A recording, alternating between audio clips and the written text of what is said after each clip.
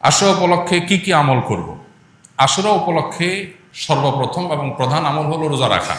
মুহররমের 10 তারিখ এবং তার সাথে 9 তারিখ, এই দুইটা রাখা উত্তম। কারণ নবী সাল্লাল্লাহু আলাইহি সাল্লাম বলেছেন, যদি আমি আগামী বছর বেঁচে থাকি তাহলে আমি 9-10 রোজা রাখবো। এই জন্য 9-10 রাখাটা উত্তম। এটা নবীজির স্বপ্ন ছিল, আকাঙ্ক্ষা ছিল। আর না হলে 10-11 রোজা রাখা, এটা হলো আশুরার প্রধান আমল। দ্বিতীয়ত, আশুরার এই দিবসের শিক্ষাটা গ্রহণ করা। এটা নিয়ে খুব বেশি আলোচনা হয় না। আলোচনা হয় শুধু আশুরার রোজা নিয়ে, ইতিহাসও আলোচনা হয়, কিন্তু আশুরার চেতনা কি, আশুরার শিক্ষা কি, আশুরা আমাদেরকে কি বার্তা দেয়, সেটা নিয়ে আলোচনা হয় না। অতএব আশুরা উপলক্ষে প্রতি বছরই আমাদের এই শিক্ষাটা ধারণ করা দরকার যে সত্যের বিজয় হবেই হবে, দুদিন আগে আর দুদিন পরে। আর অসত্য এবং বাতিল লাঞ্ছিত, অপমানিত, পরাজিত, নিমজ্জিত হবেই হবে, সেটাও 2 দিন আগে বা পরে। ফেরাউন শক্তিশালী ছিল, ফেরাউন ক্ষমতাবান ছিল, জালিম ছিল, তাই বলে তার পক্ষাবলম্বন সত্যের অনুসন্ধানে মানুষরা করে নেই। মুসা আলাইহিস সালাম দুর্বল ছিলেন, তার অনুসারী বনী ইসরাঈলও দুর্বল ছিলেন, তারা শোষিত ছিলেন, আর ফেরাউন শোষণকারী ছিল। এই দুইয়ের মধ্যে আল্লাহ তাআলা চূড়ান্ত হাসি, শেষ হাসি, চূড়ান্ত বিজয় এটা দান করেছেন কাকে? মুসা আলাইহিস সালামকে। অতএব সত্যের বিজয় হয় 2 দিন আগে আর পরে। এই চেতনা, এই শিক্ষা মাথায় রেখে যদি আমরা চলি, আমরা সত্যের সাথে থাকবো, সেটা দুর্বল হলেও সত্যের সাথে থাকবো, সংখ্যায় কম হলেও। আমি শুধুমাত্র শক্তি, সামর্থ্য, দল, গ্রুপ, মতাদর্শ এগুলো দেখে, জোয়ার দেখে আমি চলবো না, আমি আদর্শের ভিত্তিতে চলবো। এই শিক্ষাটা আমাদেরকে আসলে দিয়ে থাকে। অতএব সেই শিক্ষাটা আমরা ধারণ করার চেষ্টা করব ইনশাআল্লাহ। আশুরা উপলক্ষে একটা হাদিস, যে হাদিসকে ইমাম তিরমিজি রাহিমাহুল্লাহ বিশুদ্ধ বললেও, হাসান বললেও, অন্য ইমামরা অনেকে জয়ীফ বলেছেন, সেটা হলো এই দিনে আল্লাহ তাআলা আল্লাহর বান্দাদেরকে মাফ করার ইতিহাস আছে। অতএব পরবর্তী জাতিরাও আল্লাহর কাছে তওবা করলে এই দিনে তওবা কবুল হবে, আল্লাহ তওবা করবেন, কবুল করবেন। তো সেই হাদিসের উপর ভিত্তি করে কেউ আল্লাহর কাছে এই দিন ইস্তেগফার এবং তওবাও করতে পারে, যেহেতু নফল আমল, এটা চাইলে কেউ করতে পারেন। মুহররম আসলেই মুআবিয়া রাদিয়াল্লাহু তাআলা আনহুকে নিয়ে বিভিন্ন আলোচনার জন্ম নেওয়া হয়। হযরত মুআবিয়া রাদিয়াল্লাহু তাআলা কি সাহাবী ছিলেন? মুআবিয়া রাদিয়াল্লাহু তাআলা সাহাবী ছিলেন, এটা নিয়ে তো কোনো প্রশ্ন থাকার সুযোগই নেই। আমরা সবাই জানি তিনি সাহাবী ছিলেন, এবং মুআবিয়া রাদিয়াল্লাহু তাআলা আনহু আমাদের সমস্ত মুসলমানদের কাছে শ্রদ্ধার পাত্র। সাহাবীদের সমালোচনা করতে নবী সাল্লাল্লাহু আলাইহি ওয়াসাল্লাম পরিষ্কারভাবে নিষেধ করেছেন। সাহাবীদের সমালোচনা করা, তাদেরকে গালমন্দ করা, এই গালমন্দ করতে নবী সাল্লাল্লাহু আলাইহি ওয়াসাল্লাম নিষেধ করেছেন। মুআবিয়া রাদিয়াল্লাহু তাআলা আনহু সহ সাহাবা ইকরাম সম্পর্কে আমাদের ধারণা হলো, মানুষ হিসেবে তারা কেউ ভুলের ঊর্ধ্বে নন, তাদের কোনো ব্যক্তিগত ভুল থাকতে পারে। কিন্তু প্রথম কথা হলো, সাহাবীদের ব্যাপারে কোরআন ও সুন্নাহ যে সমস্ত মর্যাদার কথা বলেছে, সেই সমস্ত মর্যাদাগুলোর কারণে তাদেরকে আল্লাহ যদি মাফ করে দেন, আপনি আমি সমালোচনা করার কে?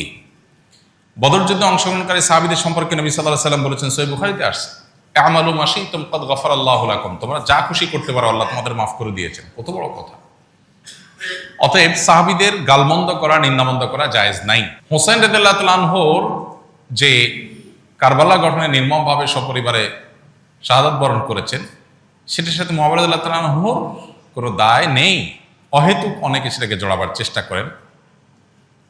হোসেন রাদিয়াল্লাহু তাআলা আনহুর শাহাদাতের সাথে ইয়াজিদের যে সম্পর্ক, বা ইয়াজিদের বাহিনীর যে সম্পর্ক, সেটাকে মুআবিয়া রাদিয়াল্লাহু তাআলার উপরে দায় চাপানোটা একেবারেই অহেতুক। হ্যাঁ, মুআবিয়া রাদিয়াল্লাহু তাআলা আনহু তার ছেলেকে দায়িত্ব দিয়েছেন, দায়িত্বে রেখেছেন, এটা তার ইজতিহাদ, এটা তার ভুল, এটা তার গবেষণা, এটা ভালো হতে পারে, হয়তো বা বাস্তবে সেটা ভুল হতেও পারে, কিন্তু এটা গবেষণা। গবেষণাগত ভুলের জন্য কেউ কোনো মুস্তাহিদ সমালোচনার যোগ্য, গালমন্দ অন্তত করার উপায় বা সুযোগ থাকে না। বিদায় মুআবিয়া রাদিয়াল্লাহু তাআলাকে নিয়ে আমাদের ধারণার পরিবর্তন হওয়া উচিত। আমাদের সমাজে দেখা যায়, মুহররমের 10 তারিখ আসলেই অনেক রেডিও চ্যানেলে, অনেক মিডিয়াতে মুআবিয়ার সমালোচনা করা হয়। এটা সুস্পষ্টভাবে শরিয়ার লঙ্ঘন, নবী সাল্লাল্লাহু আলাইহি ওয়াসাল্লাম হাদিসের লঙ্ঘন। একজন ইমানদার সেটা করতে পারেন না। পুত্রের কোনো কর্মকাণ্ডের জন্য গণহারে বাবাকে দায়ী করা, এটা একেবারেই অনুচিত কাজ।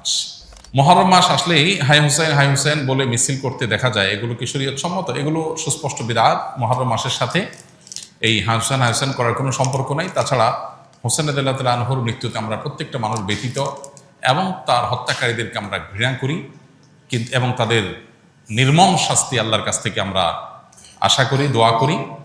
কিন্তু সেই সাথে তাকে ঘিরে সারা বছর জুড়ে বা যুগ যুগ ধরে এই শোক পালন করা, শতাব্দীকে শতাব্দী পর শোক পালন করা, এটা শরিয়ার কোনো বিধান নয়। শরীয়তের বিধান হলো লা ইহদাদা ফাওকা সালাসাতি আইয়াম, 3 দিনে বেশি কোনো শোক পালন করা চলবে না। বিধায় আমরা তার শোকে মুহ্যমান, তার ব্যথায় ব্যথিত, কিন্তু এর মানে এই না যে আমরা এটা বছর বছর পালন করে যাব। ইহুদি খ্রিস্টানদের অনুকরণ, তারা যেরকম প্রত্যেক বছর বছর দিবস পালন করার অংশ হিসেবে এগুলো করে থাকে। এটা ইসলামের কালচার না, মুসলমানদের কর্মকাণ্ড নয়। নবী সাল্লাল্লাহু আলাইহি ওয়াসাল্লাম ওফাতের পর এরকম বছর বছর কোনো শোক পালন সাহাবীরা কেউ করেননি। আমার এক বন্ধু দোকানে আড্ডায় লিপ্ত, তখন মাগরিবের ওয়াক্ত প্রায় শেষ। তাই আমি তাকে নামাজ পড়ার কথা বললে সে বলে, যারা নিয়মিত নামাজ পড়ে তাদেরকে নামাজের কথা আর বলা লাগে না, যারা নামাজ পড়ে না তাদেরকে গিয়ে বলো। তাবলিগের মতো দোকানে দোকানে গিয়ে মানুষকে নামাজের কথা বলা লাগবে না, এতে মানুষ বিব্রত হয়। ব্যস্ততার মাঝে নামাজের কথা স্মরণে নাও থাকতে পারে, এই চিন্তা থেকে আমি বন্ধুকে নামাজের কথা বলেছিলাম, অন্যের সামনে তাকে ছোট করতে নয়। প্রশ্ন হলো, আমার বন্ধুর এমন ধারণা রাখা কি সঠিক? এ সম্পর্কে ইসলাম কি বলে? খুবই গুরুত্বপূর্ণ প্রশ্ন। একজন নামাজি মানুষকেও নামাজের কথা স্মরণ করানো যেতে পারে, বিশেষ করে যখন মনে হয় যে তিনি ভুলে যাচ্ছেন, দেরি হয়ে যাচ্ছে, এরকম মনে হলে তখন তাকে স্মরণ করাতে দোষ নেই, স্মরণ করানো ভালো। আল্লাহ তাআলা কোরআনে কারীমে বলেছেন, ওয়াযাক্কির ফাইন্না যিকরা তানফাউল মুমিনিন, মানুষকে স্মরণ করিয়ে দাও, উপদেশ দাও, এটা ঈমানদারের কাজে আসে। অতএব নামাজি ব্যক্তি হলে আর তাকে নামাজের কথা বলা লাগবে না, এটা ভুল ধারণা।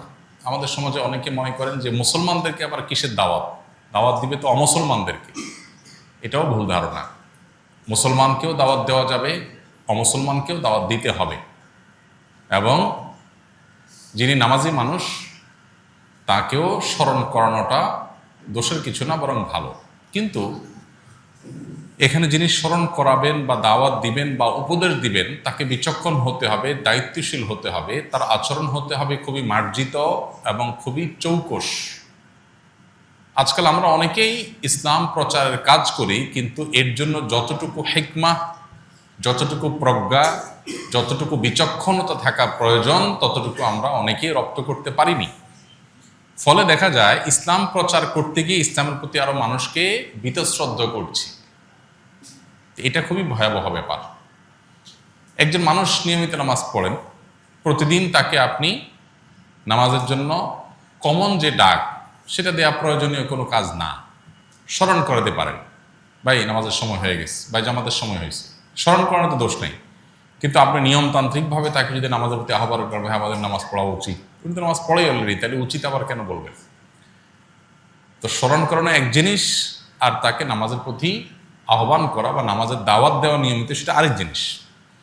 দাওয়াত যেন বিরক্তির কারণ না হয়। কেউ খুব ব্যস্ত আছে, খুব ঝামেলায় আছে, এই দিকটা মাথায় রেখে এই মুহূর্তে তাকে কিভাবে দাওয়াত দিতে হবে, কিভাবে দাওয়াত দিলে তিনি বিরক্ত হবেন না, সেই জিনিসটা মাথায় রাখতে হবে। আবার দেখা যায় যে এমনভাবে দাওয়াত দেওয়া হয় অন্যদের সামনে তিনি খাটো হয়ে যান, সেই জিনিসগুলো মাথায় রাখতে হবে। মূল কথা হলো, নামাজি ব্যক্তিকে আবার নামাজের কথা বলতে দোষের কিছু নাই, কিন্তু বলতে হবে এমনভাবে যাতে তিনি বিব্রত না হন, অস্বস্তিতে না পড়েন, বিরক্ত না হন। ঠিক একইভাবে নামাজি ব্যক্তিরও উচিত দাওয়াতকে পজিটিভলি নেওয়া, যে আমাকে স্মরণ করিয়ে দিয়েছে, আমার উপকার করেছে। আমরা অনেকে আছি যে কেউ কোনো নসিহত করলে, উপদেশ দিলে আমাদের গায়ে লাগে, আমাকে জ্ঞান দিতে আইসো না, এই টাইপের কথাবার্তা আমরা বলি। এটা মূর্খতা সুলভ আচরণ বেশিরভাগ ক্ষেত্রেই। কারণ জ্ঞান দিতে আসলে নিজের খেয়ে নিজের দেয়, কেউ আমাকে যদি কিছু ভালো বলতে আসে, তো সে আমার উপকার করলো, ক্ষতির কিছু করে নেই। এটা বেশিরভাগ ক্ষেত্রেই অহমিকা থেকে, অহংকার থেকে হয়ে থাকে। এই জন্য এটারও ট্রিটমেন্ট হওয়া দরকার।